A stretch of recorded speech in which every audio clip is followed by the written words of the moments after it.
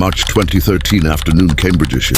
A quiet rural town hid a storm waiting to break. Behind ordinary doors, what looked like charm and confidence would soon erupt into horror. A woman walking the streets with a smile, a knife hidden beneath her coat, and one sudden decision that would turn strangers into victims.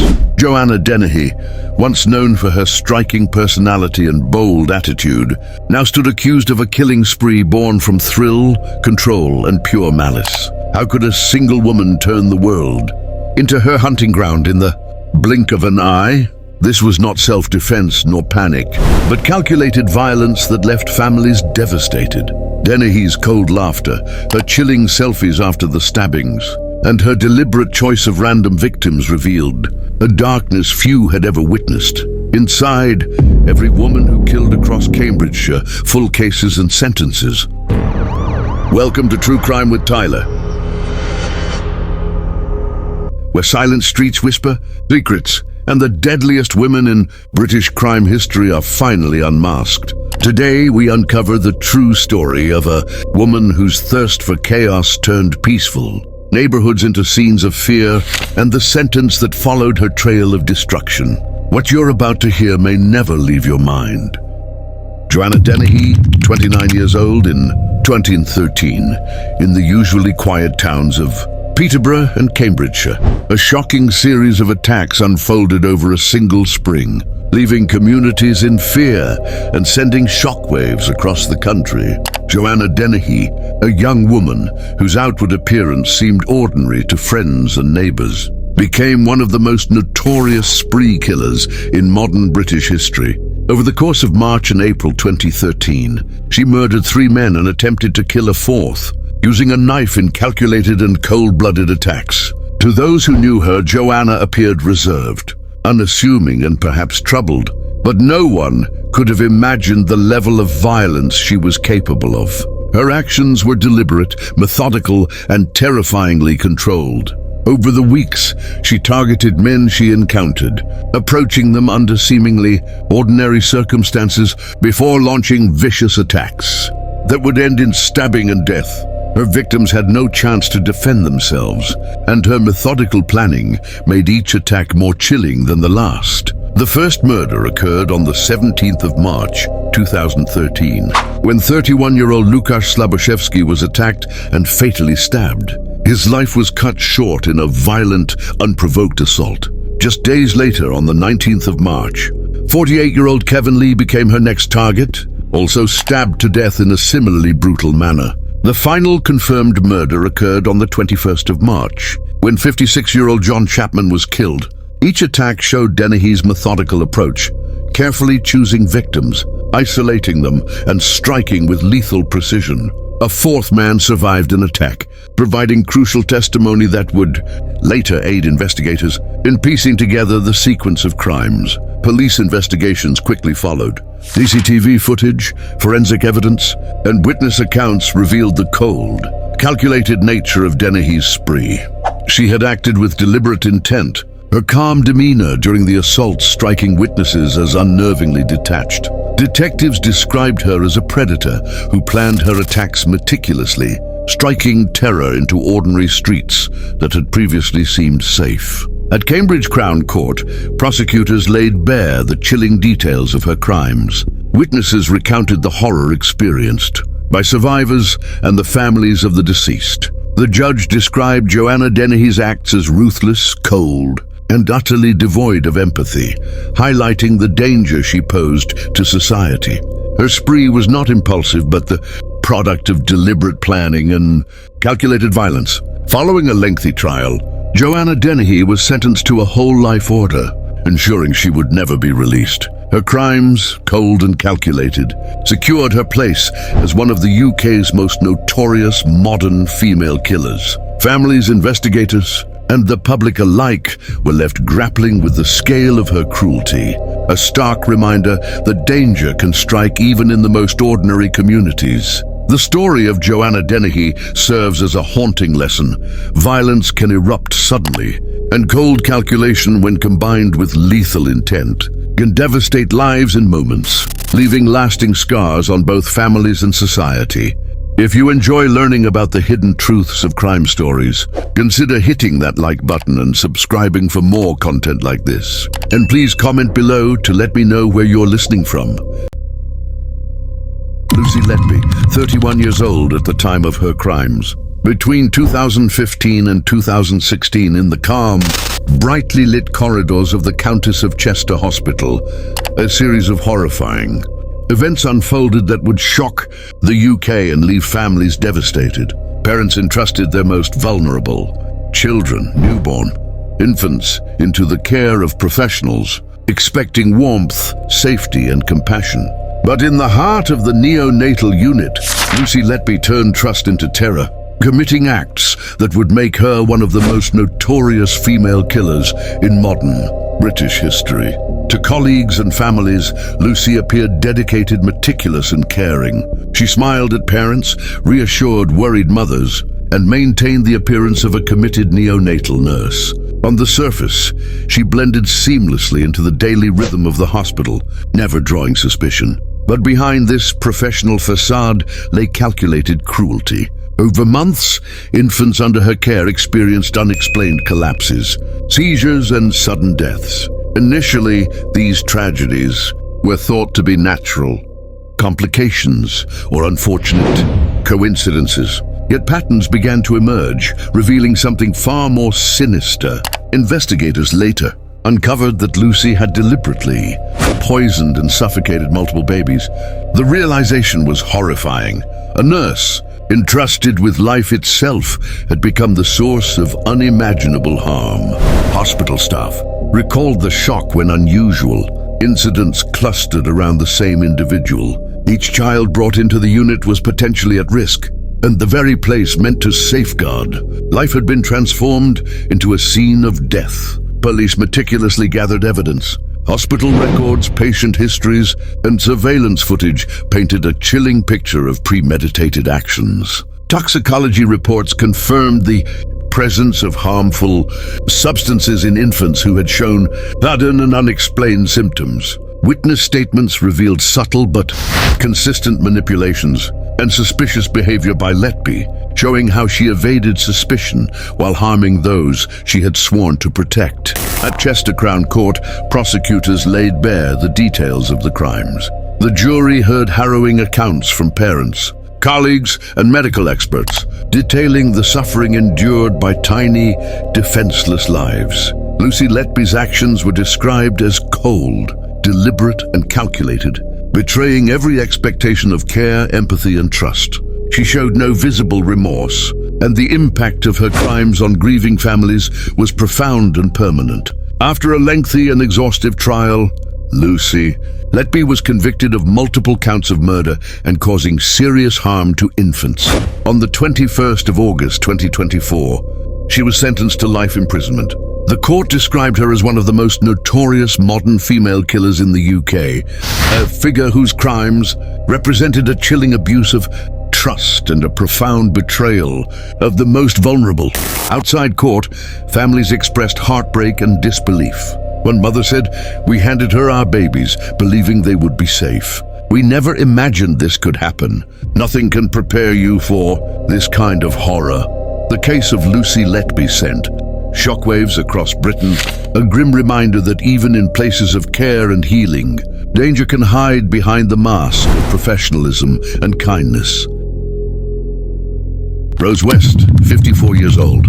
In the quiet streets of Gloucester, a darkness had been festering for years, hidden behind the facade of a family home that appeared ordinary to neighbors and friends. To the outside world, Rose West seemed like a devoted wife and mother, blending seamlessly into the life she shared with her husband, Fred West.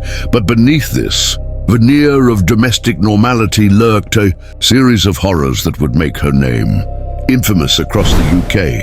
Rose, alongside Fred, was implicated in a string of brutal crimes spanning decades. Their victims were often family members, including children, who should have been protected and cherished. The house that should have been a sanctuary was instead a place of unimaginable torment, where torture, abuse, and murder became part of a chilling daily reality. The crimes were not sudden outbursts but calculated, repeated acts that demonstrated a cruel and methodical approach to violence. To neighbors and even some family members, the West household appeared ordinary. Rose smiled, welcomed visitors, and maintained the appearance of a caring mother. No one could have imagined that behind closed doors, the couple orchestrated crimes that would shock the nation. Survivors and investigators later described the meticulous control and manipulation Rose exerted over her victims alongside her husband, creating an environment of fear, helplessness, and suffering. Police investigations, initiated after years of unreported abuse and suspicion, uncovered the horrifying reality. Forensic evidence, witness testimonies, and the confessions of Fred West revealed a pattern of deliberate and prolonged violence. Rose's involvement was clear.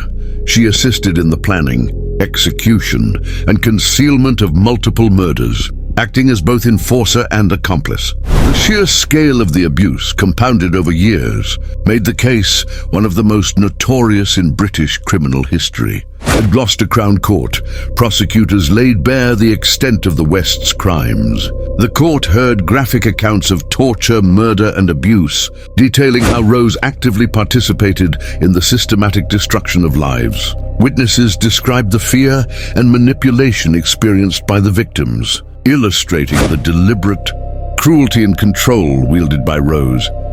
West, the judge, described her actions as cold, calculated, and utterly reprehensible, highlighting the betrayal of trust within a family unit.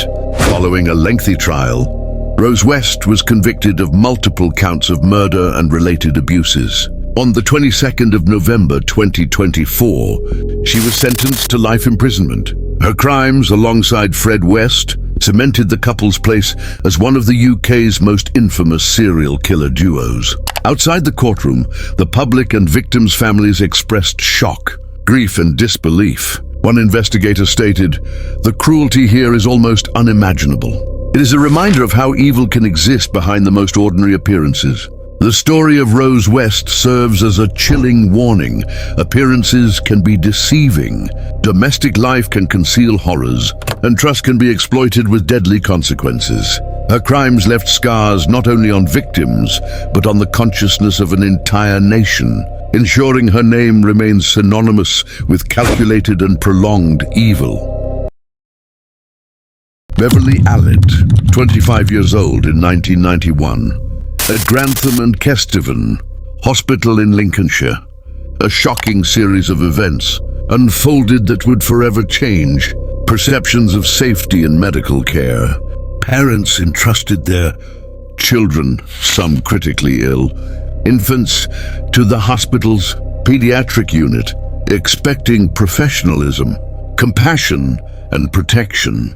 But within the walls of the ward, Beverly Allitt, a seemingly dedicated pediatric nurse, turned trust into terror, committing acts that would horrify the nation. To colleagues and families, Beverly appeared attentive, kind, and competent. She interacted with children and parents with apparent warmth, blending seamlessly into the daily rhythm of the ward. Yet behind this professional facade lay a chilling reality. Between February and April 1991, Beverly systematically injected lethal doses of medication into vulnerable children. 4 of her young patients died, and 9 others suffered serious harm as a result of her deliberate actions. What initially appeared to be medical complications were soon recognized as a terrifying pattern of intentional harm. Hospital staff were initially baffled by the unusually high number of collapses, seizures, and critical incidents in the pediatric ward. Investigations revealed the victims were all under Beverly Allitt's care during these episodes. Her actions were calculated and premeditated, using her medical knowledge to avoid immediate suspicion. Parents and staff were horrified as the truth emerged. The very person trusted with the lives of children had become their source of danger. Police and medical investigators meticulously examined hospital records, medication logs, and patient histories. Toxicology reports confirmed that lethal doses of medication had been deliberately administered. Forensic evidence, combined with witness testimony, confirmed Beverly's direct involvement in both the deaths and serious injuries. Investigators described the events as a series of intentional assaults on the most vulnerable, carried out over weeks in a supposedly safe environment. At Nottingham Crown Court, prosecutors detailed the horrifying acts. Witnesses recounted the fear and confusion on the ward, while parents described the devastation of losing or seeing their children harmed. The court heard that Beverly Allitt acted with cold calculation, targeting children who could not defend themselves. The judge described the crimes as utterly shocking, deliberate, and cruel, emphasizing the betrayal of trust inherent in a nurse harming her patients. Following a thorough trial, Beverly Allitt was convicted of multiple counts of murder and causing serious harm to children. On the 1st of May 1993, she was sentenced to life imprisonment. Her crimes became some of the most notorious hospital murders in British history, leaving a permanent mark on the medical community and public consciousness. Outside court, families expressed shock, grief, and disbelief. One parent said, "We never imagined someone could do this in a hospital." Beverly's actions destroyed the lives of so many innocent children. Her case remains a chilling reminder that even in places of care, vigilance is essential, and trust, once broken, can have devastating consequences.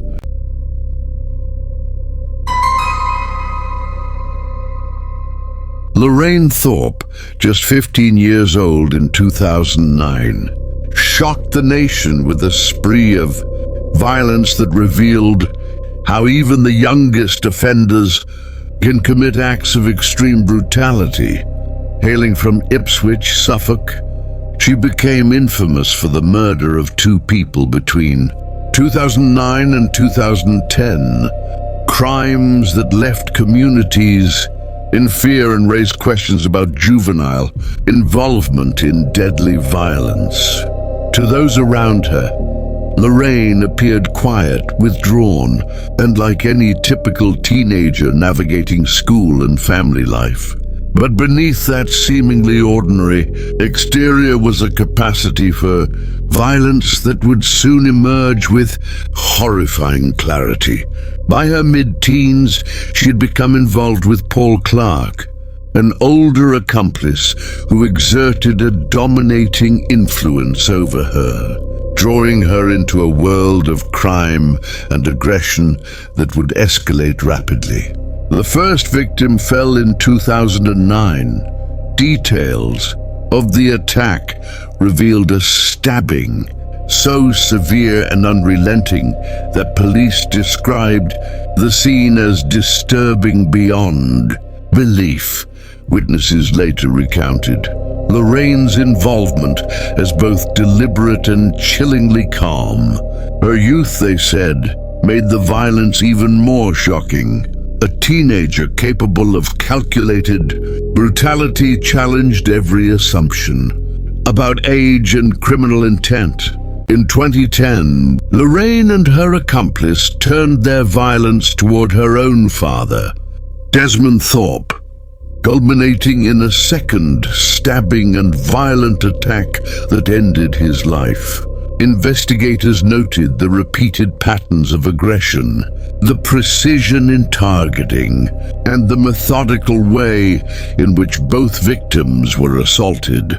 Forensic evidence, including wound analysis and crime scene reconstruction, made clear that Lorraine had played an active and essential role in both murders. Police accounts described Lorraine as unusually composed during interviews, a demeanor that unsettled officers who expected remorse or fear from a teenager in such serious circumstances. Her calmness, investigators concluded, reflected a disturbing level of desensitization to extreme violence and a readiness to follow orders from a dominating partner. At trial, the prosecution laid bare the grim details. Witnesses described the terror inflicted on the victims, the repeated attacks, and the utter lack of hesitation in carrying out the assaults. Expert testimony emphasized Lorraine's active participation and her awareness of the consequences, underscoring the calculated nature of the crimes despite her age. The court ultimately sentenced Lorraine Thorpe to life imprisonment, marking her as one of the youngest modern female offenders in the UK to be convicted of multiple murders. The sentence reflected both the severity of the attacks and the enduring danger she posed to society. Lorraine Thorpe's case serves as a stark reminder that extreme violence does not discriminate by age. Even teenagers, influenced by circumstances, relationships, and unchecked aggression, can commit acts of horrifying cruelty. Her story continues to be cited in discussions about youth crime, domestic influence, and the devastating consequences of early exposure to violence.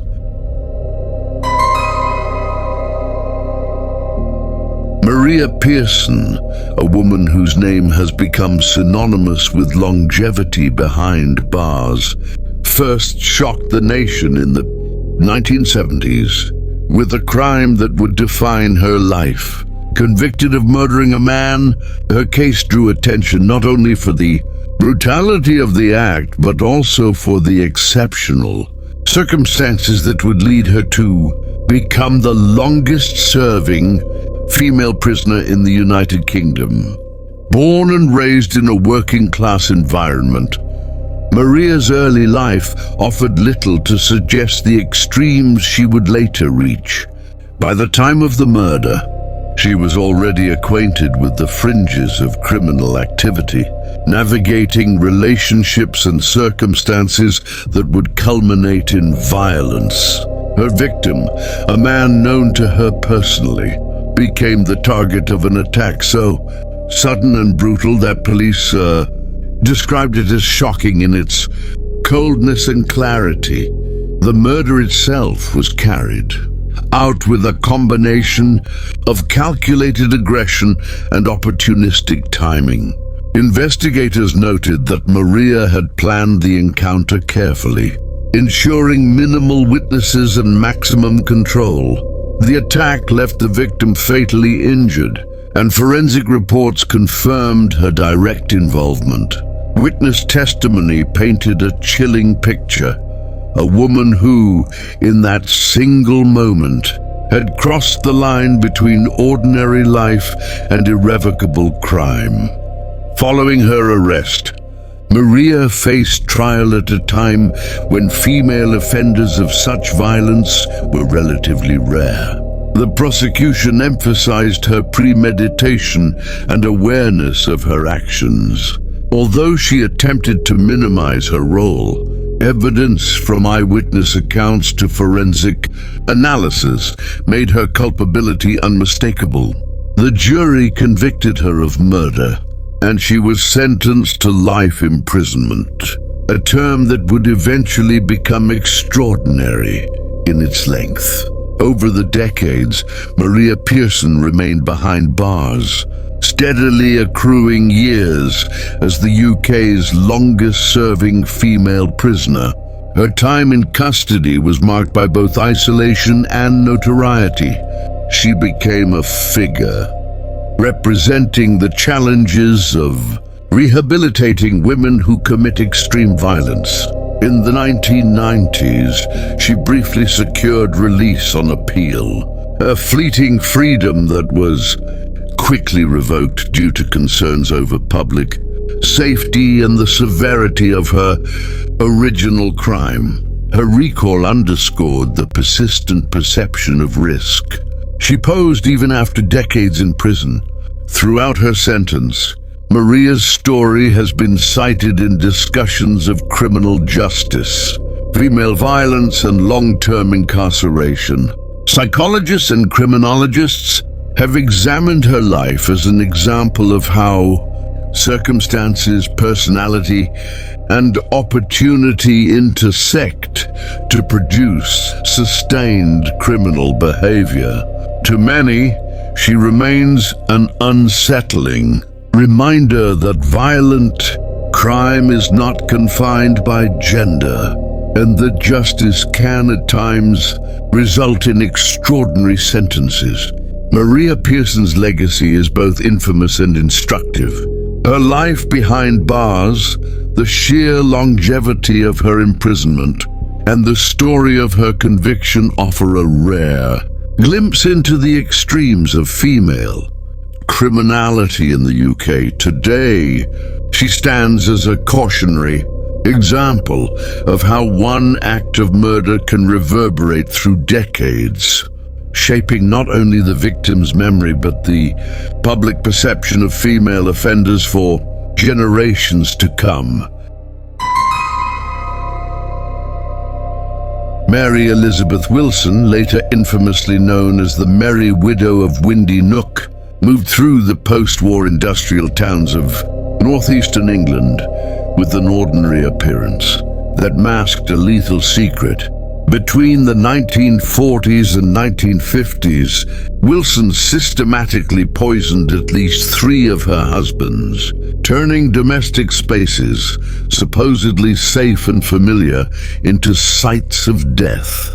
Her crimes shocked both the local community and the nation, leaving a lasting mark on the history of female serial killers in the UK. To friends and neighbors, Mary Elizabeth appeared cheerful, social, and devoted, a woman who welcomed visitors with charm and warmth. Her nickname, Merry Widow, reflected the uncanny ease with which she presented herself as the grieving spouse after each husband's untimely demise. But behind this carefully cultivated facade lay a calculated predator, someone who used knowledge of arsenic poisoning to carry out her lethal intentions. Her first husband died under circumstances that initially seemed natural. Illness, stress, and misfortune were common explanations at the time. But soon a disturbing pattern emerged. Subsequent husbands too fell gravely ill and then perished, all in ways that aroused suspicion only years later. Each death provided Mary Elizabeth with not just financial benefit, but also the social freedom to repeat her acts, unobserved by authorities and largely unnoticed by neighbors. Investigations revealed her methodical approach. She administered arsenic in carefully measured doses, enough to weaken and eventually kill without immediate detection. Hospital records and autopsies later confirmed the presence of poison, linking her directly to the deaths. Toxicology results, coupled with her uncanny presence at each husband's bedside, painted a picture of premeditated and repeated murder. During her trial, prosecutors highlighted the deliberate nature of her crimes. Witnesses recalled her composure in the wake of death, her calm explanations for misfortune, and the strange consistency of tragic events surrounding her life. Experts testified to the lethality of her chosen method and her awareness of its effects, emphasizing that these were neither accidents nor acts of emotional hysteria, but cold, intentional killings.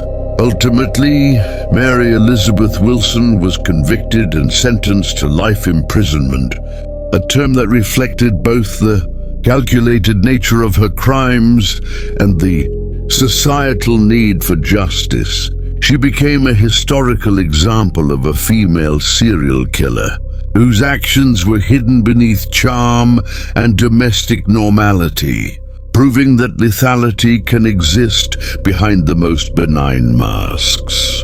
Mary Elizabeth's story continues to fascinate criminologists, historians, and the public alike. Her nickname, Merry Widow, captures the macabre Irony of her life, a woman celebrated for her sociability while secretly responsible for multiple deaths. Her case remains a chilling reminder that appearances can deceive, and that even those closest to us may harbor a darkness unimaginable until revealed by forensic science and relentless investigation.